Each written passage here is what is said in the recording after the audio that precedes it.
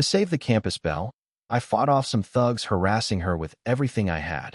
But they got their revenge, and I ended up with a broken leg. The lead punk, whose dad owned a factory, even threatened my parents, causing our whole family to lose their jobs. When I went to the campus belle to borrow money to get through this crisis, she just rubbed her temples irritably. Back then, I never asked you to save me, she even said. I disgusted her and told me to get lost. All the youthful adoration I felt for her turned to ash in that instant. I opened my eyes, and I was back before the accident even happened, waking up in the storeroom of the bubble tea shop where I worked part-time. I looked down at my perfectly fine leg and cried tears of joy. Was I reborn? Reborn back to before I saved the campus belle, Sarah Chun. I quickly grabbed my phone and checked the date, May 6, 2015, a day I could never forget. It was the day my leg was broken because I tried to save Sarah Chun. This time, I wouldn't play the foolhardy hero. I wouldn't save Sarah Chun, who wasn't worth saving at all. My name is Kenji Tanaka, and right now I'm a sophomore in college. I'm not naturally gifted, so getting into this university took almost everything I had. Because my family wasn't well off, I started working part-time jobs as soon as I got to university. That's how I met the campus belle, Sarah Chun. Sarah Chun always looked very stylish, but whenever I was working at the bubble tea shop or the barbecue joint, I'd always run into her working part-time too. She always tried to disguise herself, thinking I wouldn't recognize her, but honestly, I knew it was her all along. I figured her family probably wasn't doing well financially, and she dressed like that because she was afraid of being embarrassed if people found out. I understood a girl's vanity, so I never called her out on it. I just kept watching her quietly from afar. She really was the most beautiful girl I'd ever seen. It'd be a lie to say I didn't have a crush on the campus belle, but I understood the gap between us, so I always kept my distance from Sarah Chun. Unless she talked to me first, I would never approach her. In my previous life, as I was heading home after work, I saw a group of thugs surrounding Sarah Chun. She was struggling frantically. "What are you doing? Stop it." But the thugs didn't stop. Their leader, a guy wearing a thick gold chain, grinned lecherously. Well, campus belle, didn't expect to find you secretly working at a bubble tea shop. You should have just said you needed money. Always acting so high and mighty. Just keep me happy, and I guarantee you won't be short on cash. I don't want your money. Sarah Chun retorted defiantly, her expression cold yet beautiful. Even though Sarah Chun and I weren't close, seeing her in that situation, the me from my past life couldn't help but rush forward. "Leave her alone," I yelled. I knew a bit of self-defense, so I immediately put myself between her and the thugs. "Hey, where did this punk come from? Daring to mess with my fun? Watch me cripple you. Run? Don't worry about me." Even as the thugs' fists were about to land on me, Sarah Chun was still hesitating, unsure whether to run. At that moment, I was really touched. I thought Sarah Chun must be a good person. Faced with all these vicious thugs, she was actually worried about me instead of running away. Finally, at my urging, Sarah Chun gritted her teeth and ran while I took the brunt of the thugs' fists and kicks. I eventually passed out from the pain and was taken to the hospital by a kind passerby. The doctor told me my leg injury was severe. I would likely be disabled for life. My parents wailed, crying about how bitter their fate was, how their only son had become crippled, and that was only the beginning of my tragic previous life. The thug who had been harassing Sarah Chun turned out to be the son of a Thompson Furniture Company owner. He used his connections to get my parents laid off from their jobs. Not only did our family lose its income, but we somehow ended up owing the factory $500,000. That was $500,000. There was no way my family could afford that. But the debt collectors didn't care. They came banging on our door every single day. Seeing my mom being driven to her breaking point by the stress, completely exhausted, she ended up hospitalized. Just the daily medical bills cost hundreds. I had no friends, nowhere to turn or borrow money. In desperation, I thought of Sarah Chun. I only ended up like this because I helped her. Surely, she'd be willing to lend me some money to tide us over, right? I dragged my crippled leg to find Sarah Chun, but not only did she refuse to lend me money, she looked at my leg with scorn. "See, that's what you get for sticking your nose where it doesn't belong." "Sir, you're right. How could you do this? I was just trying to save you." Sarah Chun wouldn't listen, shoving me hard. I hit the ground and blacked out. Remembering what happened in my past life, bitterness filled my heart. This time, I swore I wouldn't stick my nose where it didn't belong. After closing up the shop, I headed home. On the way, I saw her again, Sarah Chun, slipping into that same narrow alley, only to be cornered by that punk, Mike Johnson. Now, Mike Johnson might act like a sleazy punk, but you had to admit his family was loaded. He just insisted on dressing the part, spending his days harassing girls on the street.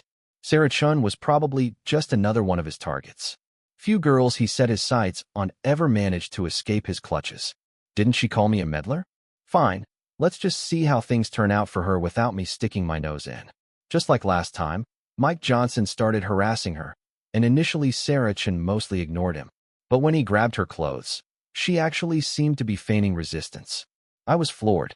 A moment later, when Mike Johnson actually kissed her, she even looked shy, her usual proud, almost icy demeanor gone in an instant. She even whispered to him, "Mike Johnson, I can be with you, but I have to be your official girlfriend." Then louder, "Having a campus belle as your girlfriend isn't exactly lowering your standards, right?" And damn, Sarah Chun was pretty, with a sweet voice too. She had Mike Johnson completely charmed. He immediately kissed her cheek again. "All right, our campus belle is way better than those trashy girls out there. Of course you'll be my official girlfriend." A flicker of triumph flashed in Sarah Chun's eyes, and then it hit me. That's why she always took this damn alley instead of the main road. That's why she called me a meddler. Turns out I hadn't chased off some random punk for her. I'd chased off her sugar daddy. Revulsion washed over me.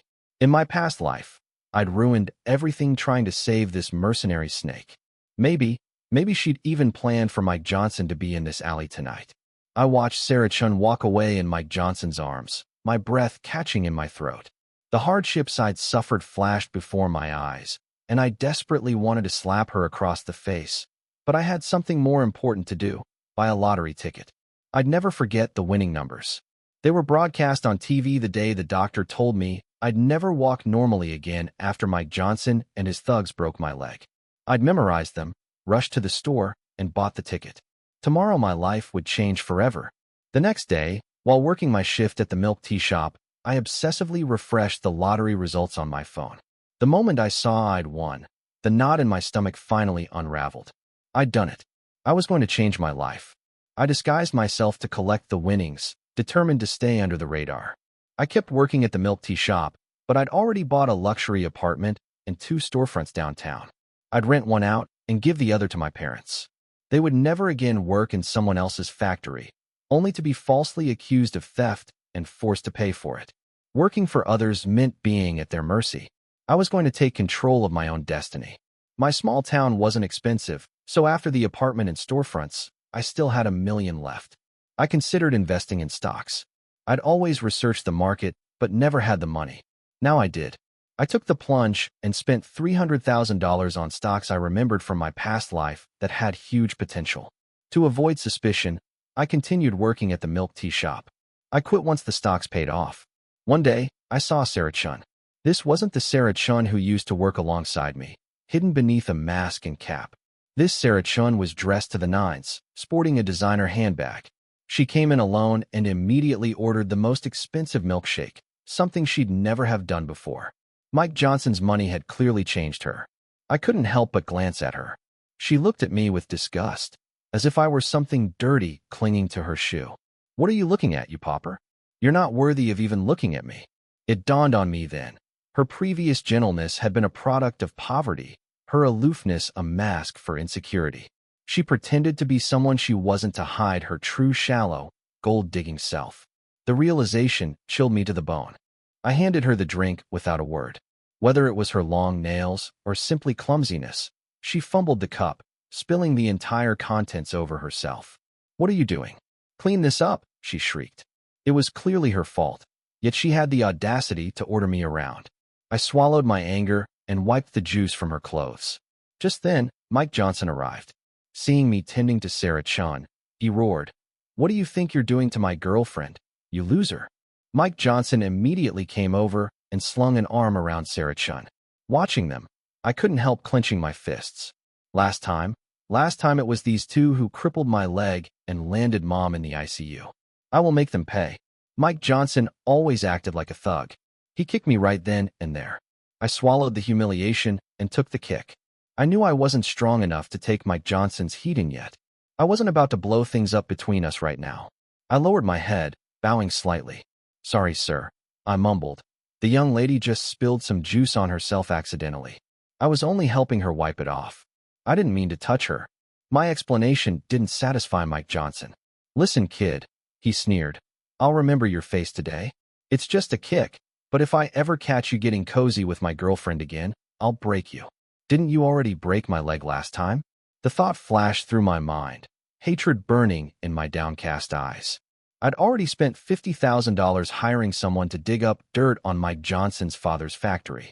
I didn't believe for a second that the parents of a scumbag like Mike Johnson were clean. Their business had to be shady. Luckily, my stocks had been on a steady rise. They'd already tripled my initial investment. Time to cash out. I figured now I had 2 million yuan in hand.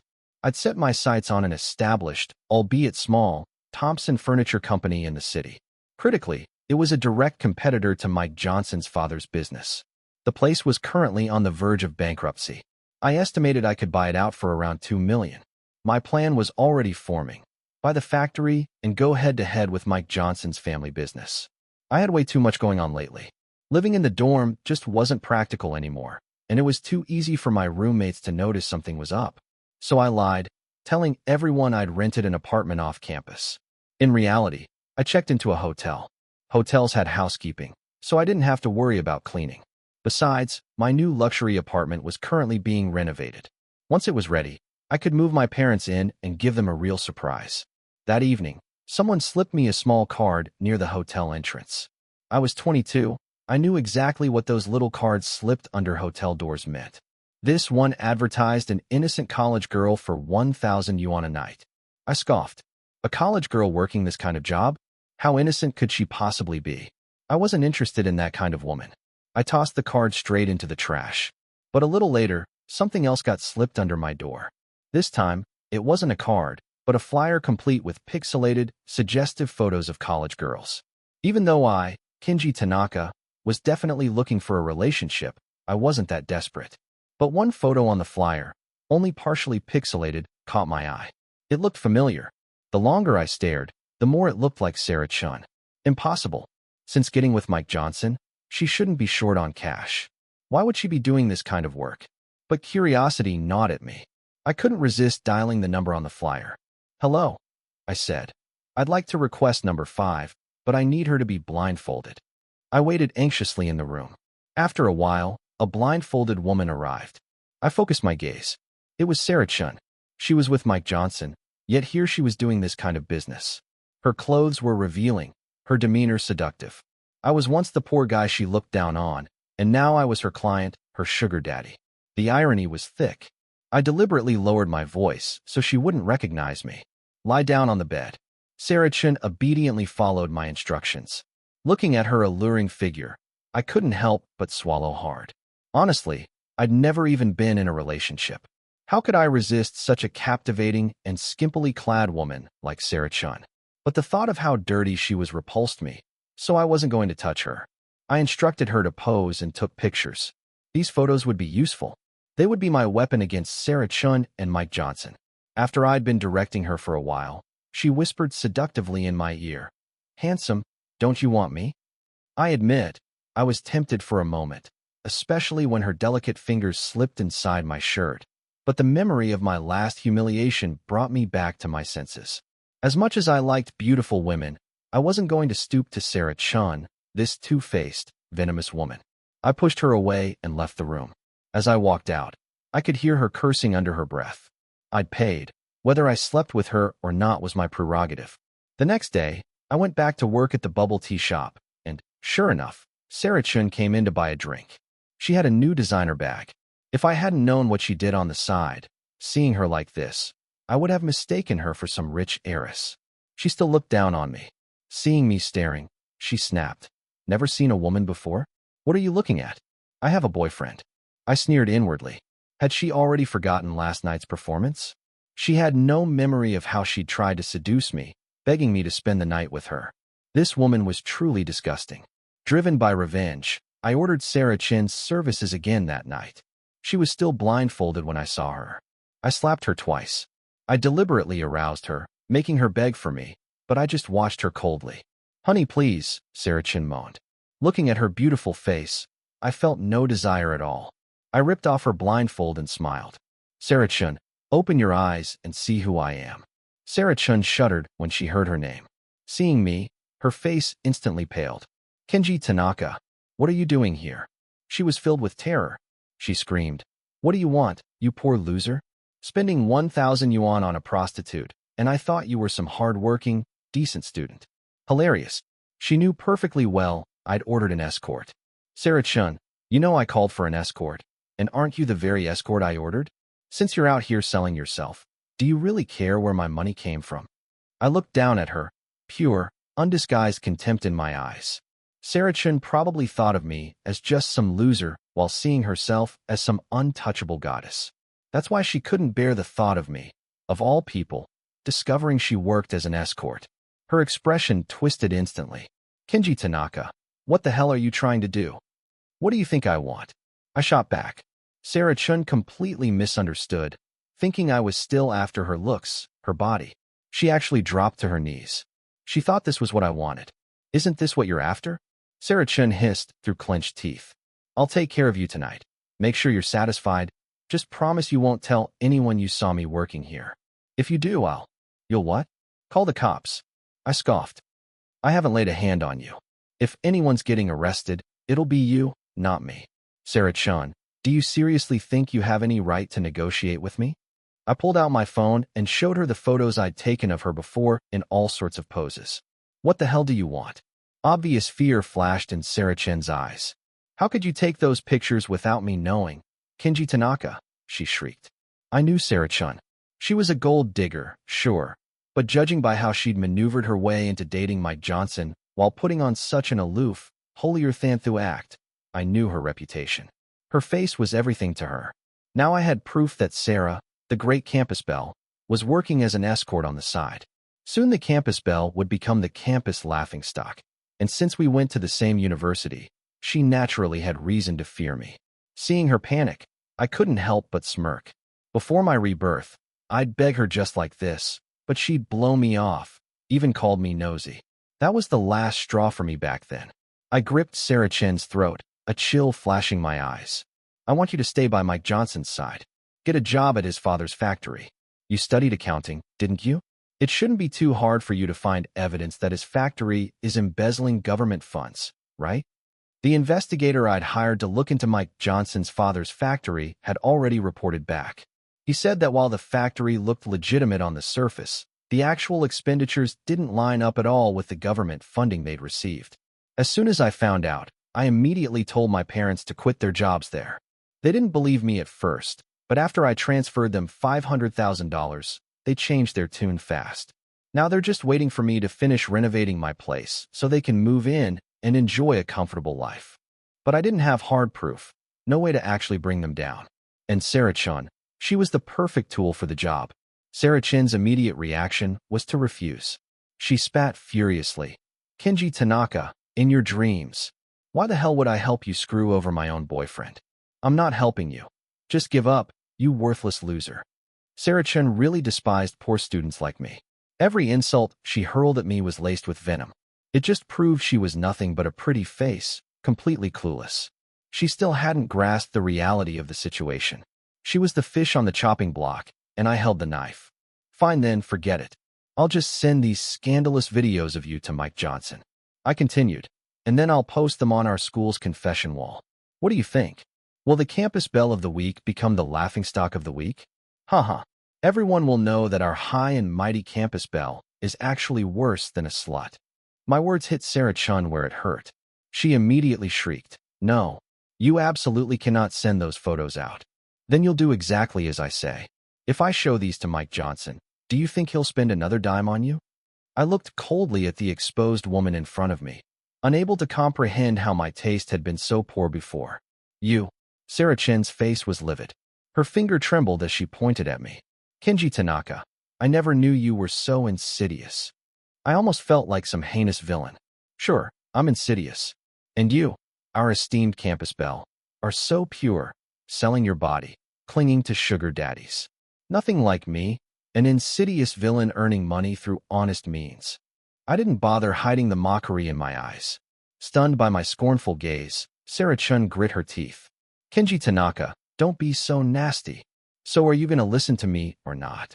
After a moment of silence during which she seemed to grind her teeth to dust, she finally spat out, "Fine." Glaring at me, she added, "I agree. But after you're done, you have to delete my photos. Otherwise, I'd rather fight to the death than be at your beck and call for the rest of my life. Of course, once this is over, we're done. I have no interest in you. Why would I keep your photos?" I don't know which part of my statement stung her so deeply. Perhaps the idea that I, Kenji Tanaka, had no interest in her, the campus belle, wounded her pride. After a moment of seething resentment, she suddenly flashed me a coquettish smile and tugged at my belt. "Kenji Tanaka, don't you want me?" Sarah-chun wanted to prove her allure as the campus belle. I pulled her into my arms, and just as she anticipated my next move, I whispered in her ear, "Sorry, Sarah-chun, I don't like dirty women." If this were before my rebirth, Sarah-chun's advances would have thrilled me. But now, knowing her true colors, I couldn't bring myself to touch her. She disgusted me. If she had just been with that jerk Mike Johnson, honestly, I might have even respected her a little. But the way she degraded herself for money was truly despicable. If she was doing this on the side, her part-time job at the milkshake shop was probably just a front, a way to meet Mike Johnson, get harassed by him, and then conveniently become his mistress. With that thought, I pushed Sarah-chun away to the ground. "Kenji Tanaka," Sarah-chun cried out indignantly as I pushed her to the ground. I didn't want to waste words, just told her to remember what I'd said. Sure enough, half a month later, Sarah-chun became an accountant at Mike Johnson's father's factory. Flaunting her status as the factory owner's son's girlfriend, she acted high and mighty. I knew getting evidence of embezzlement, bribery, and tax evasion wouldn't be easy. I'd also arranged for someone else to get a job in the finance department to work with Sarah-chun and keep an eye on her. Dealing with a snake in the grass is tricky, especially one like Sarah-chun, so I had to be extremely careful. Meanwhile, I'd been busy finalizing the paperwork to take over a small furniture factory. I became its owner and deliberately started using the same timber supplier as Mike Johnson's family, offering higher prices. This forced them to pay more for less as I was buying up most of the stock. Once I was in place, I went to see Sarah-chun. A couple of days earlier, she messaged, saying she found some discrepancies in the accounts. "This is last year's, and this is this year's. This year's expenses are $500,000 higher, but the accounts are the same. They've inflated the price of cheap redwood by $500,000. Sarah-chun showed me the pictures of the ledgers on her phone, frowning. "So they probably evaded $500,000 in taxes." Sarah-chun was taking this seriously. I glanced at the accounts. Something was definitely off. But this isn't enough to bring them down. "Sarah-chun, if Mike Johnson and his father attend any gatherings, you must find a way to tag along and see if you can overhear anything. Nothing loosens tongues like a few drinks and some female company."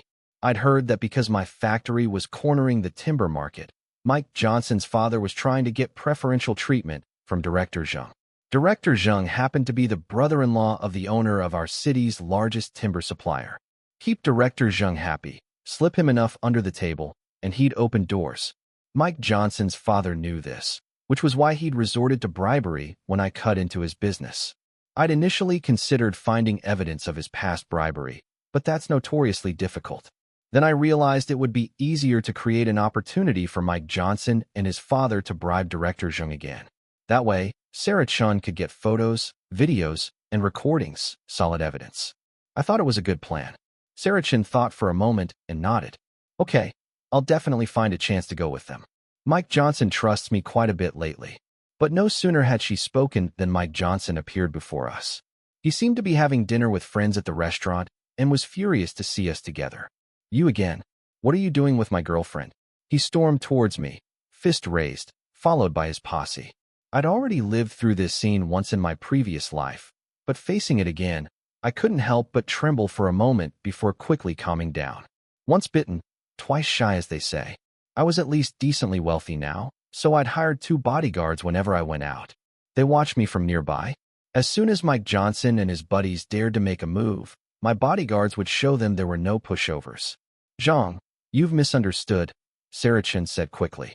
I just happened to bump into Kenji. We were in a large lecture class together before, so we just chatted for a bit when we saw each other. Luckily, we'd already paid for our coffee, and the waiter had cleared the table. Otherwise, I couldn't afford to blow my cover before I destroyed Mike Johnson's family. Thompson Furniture Company. Sarah Chun hastily chimed in beside him. That's right, honey, don't overthink it. With a boyfriend like you, how could I possibly be interested in anyone else? Hearing this, Mike Johnson puffed up with pride. True, Sarah Chun, with an amazing boyfriend like me, how could you possibly fall for a broke loser like him?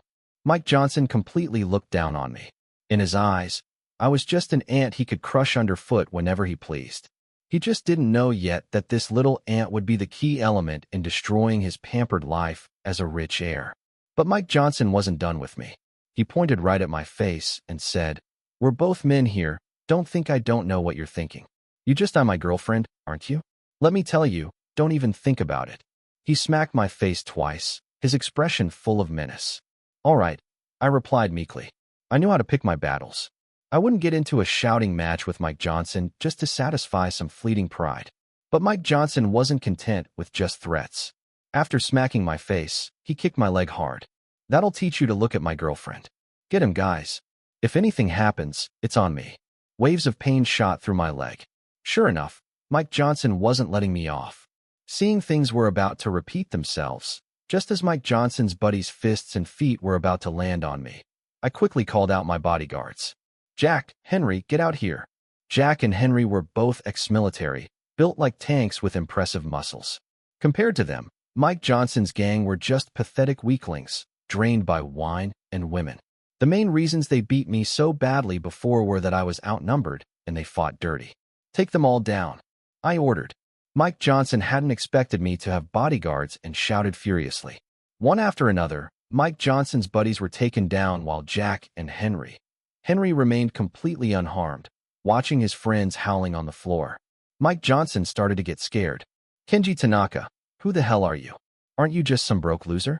How can you have such formidable bodyguards? At this point, even the way Sarah Chun looked at me changed. Before, she'd looked at me with resentment because I had coerced her. Now it was different. She was actually looking at me with admiration. I sneered, none of your damn business. I copied Mike Johnson's earlier move and smacked his face. Just you wait. Mike Johnson held a grudge, and since I'd already offended him, I didn't care about pushing his buttons even harder. Once the dinner meeting between his father and Bureau Chief Zheng began, Mike Johnson would be trapped, completely at my mercy. Sarah Chen successfully infiltrated the dinner party hosted by Mike Johnson's father, Factory Director Zheng. The director initially refused, but he couldn't resist Mike Johnson's persistent pleading. Mike Johnson must have been provoked by me, afraid Sarah Chun would think less of him compared to me, so he relentlessly helped her get what she wanted. When Sarah Chun mentioned wanting to experience such a dinner party, he actually arranged for her to go. Sure enough, after the dinner concluded, Factory Director Zheng and Bureau Chief Zheng reached their agreement, and Sarah Chun captured all the evidence on camera. Meanwhile, Mike Johnson started getting arrogant. He thought that with Bureau Chief Zheng backing him now, I couldn't touch him. So early the next morning, Mike Johnson cornered me at the dormitory entrance. What he didn't know was that I had obtained all the evidence the previous night and had already reported his family. Given their crimes, they were almost certainly facing jail time. At that moment, Mike Johnson was still unaware that his father had been summoned for questioning early that morning. He arrogantly blocked my path. Kenji Tanaka, this time I brought a Taekwondo champion. Even with your bodyguard around, you won't be able to protect a loser like you. Indeed, several muscular men stood behind him. It seemed he wasn't bluffing. But so what? His family was about to be finished. Is that so? I sneered. Then punch him squarely. Instead of wasting your time acting tough and blocking me here, you should go check on your family's Thompson Furniture Company. See if it's about to go bankrupt. See if you're headed for prison. Impossible. Mike Johnson listened in disbelief. My dad is Factory Director Zheng, and we have Bureau Chief Zheng behind us. We'll see if Bureau Chief Zheng ends up in prison right alongside you and your father. Mike Johnson, furious, looked ready to hit me, thinking I was spouting nonsense. Just then, one of his lackeys ran up yelling that something had happened. What? Mike Johnson rushed off, a panicked look on his face. By evening, I learned that their furniture factory had been seized and shut down. Mike Johnson's family was completely bankrupt. Mike Johnson and his father were imprisoned for bribery and economic fraud. I had finally got my revenge, a weight lifted off my chest. Just then, Sarah-chan approached me. Kenji Tanaka, you can delete my photos now, right? I did what you asked. We have no more ties between us. Don't worry, I replied. I'm not the kind of person to go back on my word. You held up your end, so I'll delete the photos. As for ties, I don't want any connection with you either. At that moment, my assistant walked over. President Tanaka, President Chun from Horizon Enterprises, is here. He'd like to have dinner with you. All right, I'll be right there. Sarah-chan stared at me in astonishment. President Tanaka? That's right, I said. The new furniture factory that just opened, it's mine. Hearing this, deep regret filled Sarah-chan's eyes. She likely realized she had completely misjudged me. Back then, she grabbed my sleeve, about to say more, but I chuckled softly. Miss Sarah-chan, please conduct yourself with dignity. You said it yourself. We have no more ties. I walked away. Under Sarah-chan's gaze, I moved my parents into a spacious apartment. I could finally give them a good life. My rebirth didn't follow the old path. I didn't save the campus beauty. This time, I'd started my own legend.